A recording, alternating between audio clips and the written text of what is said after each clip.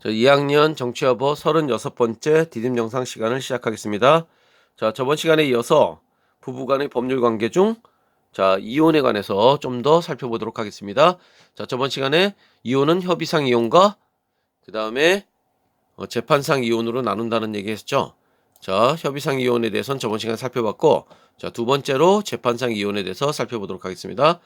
자, 재판상 이혼은 법이 정한 사유가 있는 경우에 법이 정한 경우, 이런 경우 어떤 경우가요? 민법상 이혼 사유가 되는 경우는 바로 이렇게 6가지가 있죠.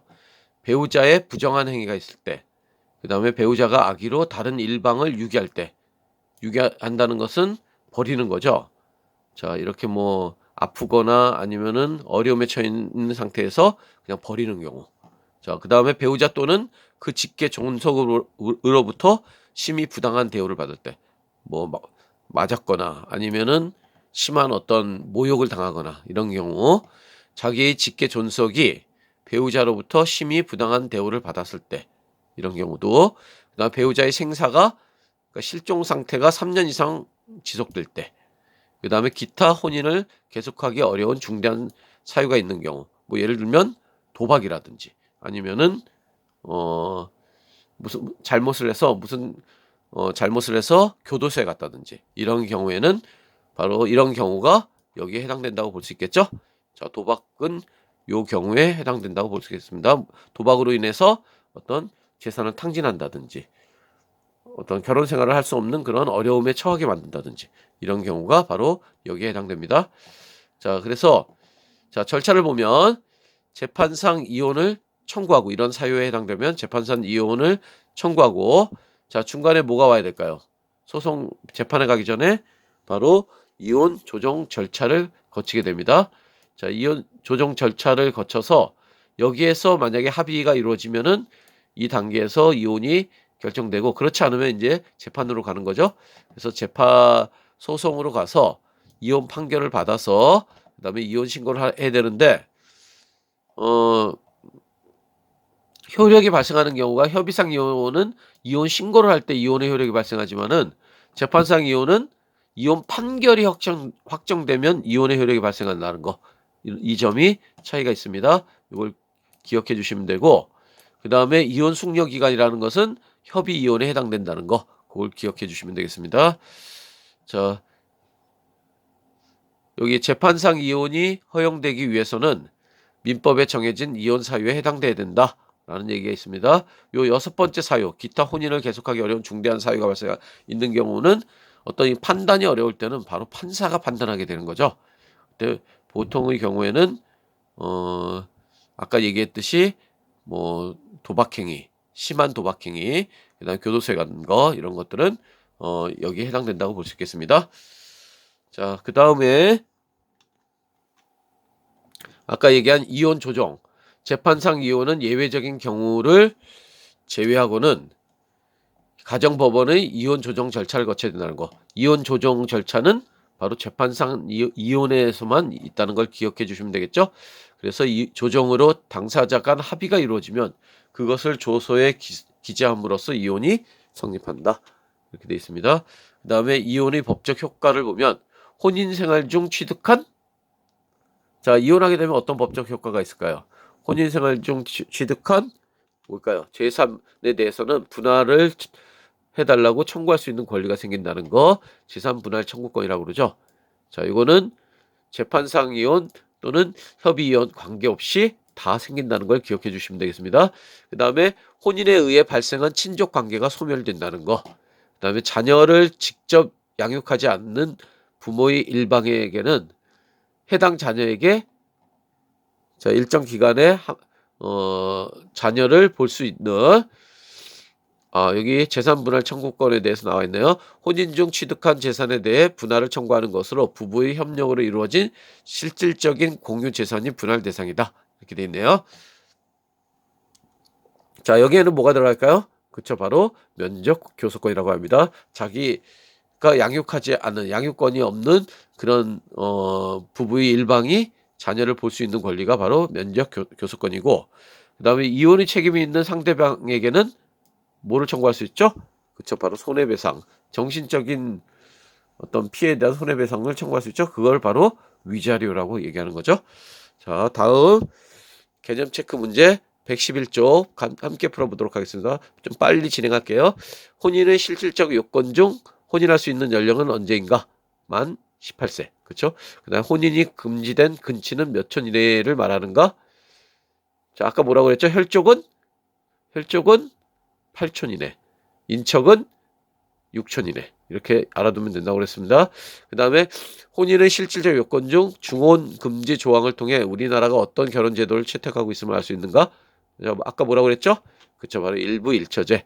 혼인의 법적 효력이 발생하는 경우는 혼인 신고를 했을 때죠. 혼인이 해소되는 경우에는 자, 한쪽의 배우자가 사망하거나 그 다음에 실종 선고를 받았거나 아니면은 이혼을 한 경우에 자, 그 다음에 이혼 소송을 담당하는 법원은 바로 가정법원이 되겠네요. 배우자가 실종된 지 몇 년이 되면 이혼 사유가 되는가 했는데 자, 일반 실종인 경우에는 3년이 되겠습니다. 당사자 간 합의가 안 될 때 이혼은 어떻게 할 수 있죠? 자, 협의 이혼이 아니면은 바로 재판상 이혼 청구를 할 수 있는 거죠. 자, 다음으로 법원에 이혼 소송을 제기하기 전에 반드시 해야 되는 거.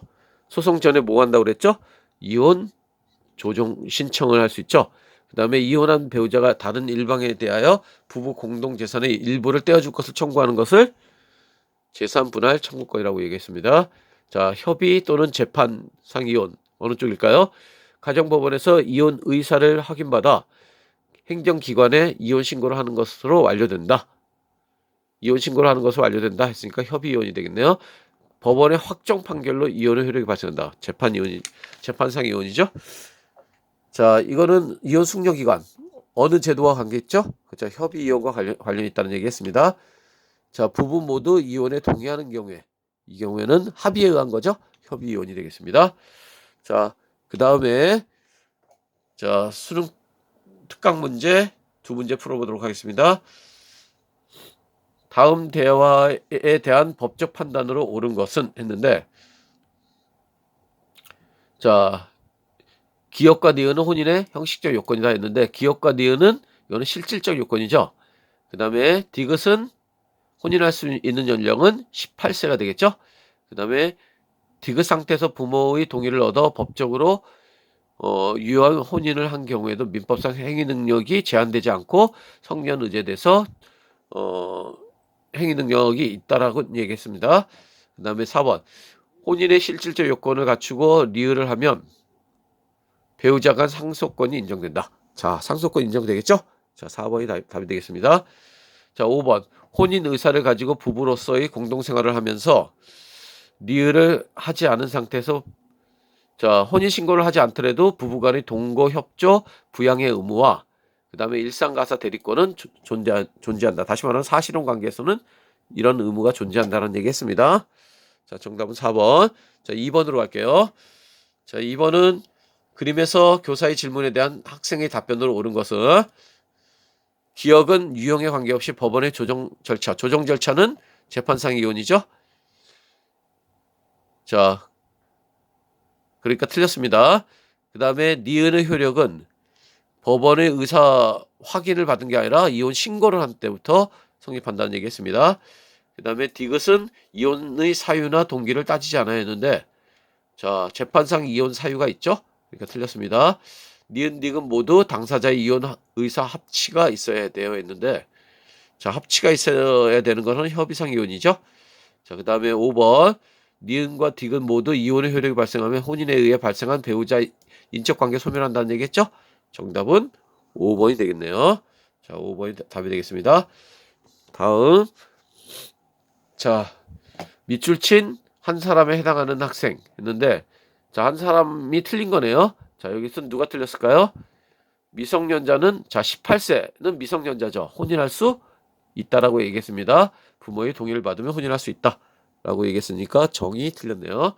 그 다음 문제 가다의 살에 대한 설명으로 옳은 것은 18세의 동갑내기 A와 B는 부모의 허락을 받아 결혼식 올리고 혼인신고를 마쳤다. 18세니까 성년 의제인 미성년자 혼인을 얘기하는 거죠. 자, 나는 어쨌든 혼인신고를 마쳤으니까 이거는 뭘까요? 법률혼이 되겠고, 혼인신고하지 않았으니까 이거는 사실혼이 되겠네요. 가입 부부는 동거와 부양의 의무가 있다. 1번이 정답이 되겠네요. 자, 2번. 자, 법률혼 관계니까 상속권 인정되겠죠? 다의 부부가 이혼할 경우 협의 이혼만 인정된다. 자, 다의 부부는 사실혼 관계이기 때문에 이혼이라는 말 자체가 의미가 없죠. 자, 그 다음에 혼인의 실질적 요건을 갖추지 못한 경우는 자, 형식적 요건을 갖추지 못한 거죠. 그 다음에 일상가사 대리권은 가와 나 다 인정되겠죠. 자, 그래서 1번이 정답이고, 그 다음 문제. 다음 사례에 대한 옳은 법적 분석을 보기 위해서 고른 것은 각과 을은 실질적 요건과 형식 요건 모두 갖추고 있다. 법률론이고, 자, 이거는 병과 정은 사실론이 되겠죠. 그래서 정답은 여기서 몇 번이 될까요?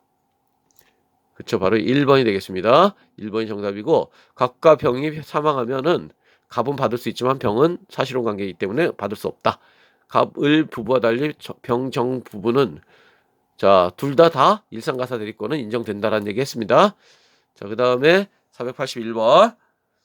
밑줄진 가에 들어갈 내용으로 옳은 것은 부인께서 자, 여기는 자, 자동차라는 거는 굉장히 사치품에 해당되죠.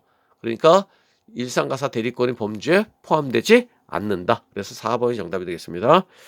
그 다음에 485번. 다음 사례에 대한 옳은 법적 분석을 보기 위해서 고른 것은 자, 부정행위로 갑과 을이 이혼하고 자, 이렇게 됐죠. 갑이 갖기로 했으니까 자, 을은 면적교섭권을 가질 수 있겠죠. 그 다음에 합의한 거니까 협의이혼이라고 볼 수 있겠네요. 기역 니은이고, 갑과 을은 협의이혼이므로 이혼 신고서만 제출하면 된다라고 했는데 자, 여기서 정답은 기역 디귿이 되겠네요. 기역 디귿. 협의이혼이므로 이혼 신고서만 제출하는 게 아니죠. 이혼 신고 전에 이혼 숙려 기간을 거쳐서 이혼 신고를 해야 되겠죠. 자, 재산 분할 청구권은 종류에 상관없이 다 할 수 있다는 얘기했습니다. 자, 그 다음에 486번에 대한 답은 자, 3번이 되겠습니다. 3번. 자, 이상 마치겠습니다.